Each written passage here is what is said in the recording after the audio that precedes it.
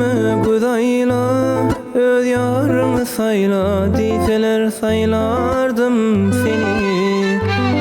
Hayrana koydula meni, uzunca saçları, karaca gülleri. Bu elime gudayla, öz yarını sayla, diseler saylardım seni. Hayrana koydula meni, uzunca saçları, karaca gülleri. Balam diyeyim de sana cıkkır cıkkır gülme bana, Tüyen diyeyim de sana kaşın çıtı bakma balam. Balaların balası yarın var mı ait sen bana, Başım oduna beyle yanırma beni. Balam diyeyim de sana cıkkır cıkkır gülme bana, Tüyen diyeyim de sana kaşın çıtı bakma balam. Balaların balası yarın var mı ait sen bana, Başım oduna beyle yanırma beni.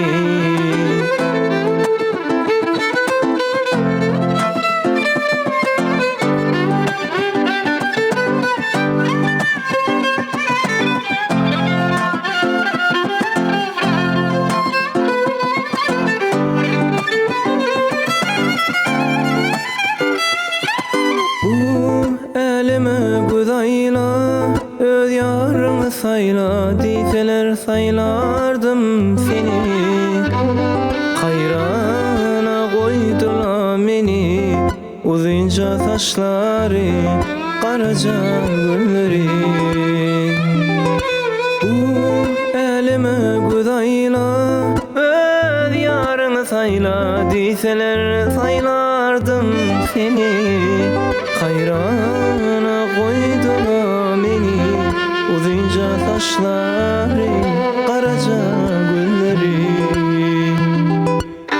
Balam diyeyim de sana cıkkır cıkkır gülme bana, Tüyen diyeyim de sana kaşın çıtı bakma balam.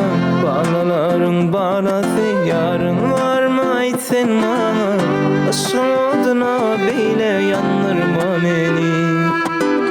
Balam diyeyim de sana cıkkır cıkkır gülme bana, Tüyen diyeyim de sana kaşın çıtı bakma balam.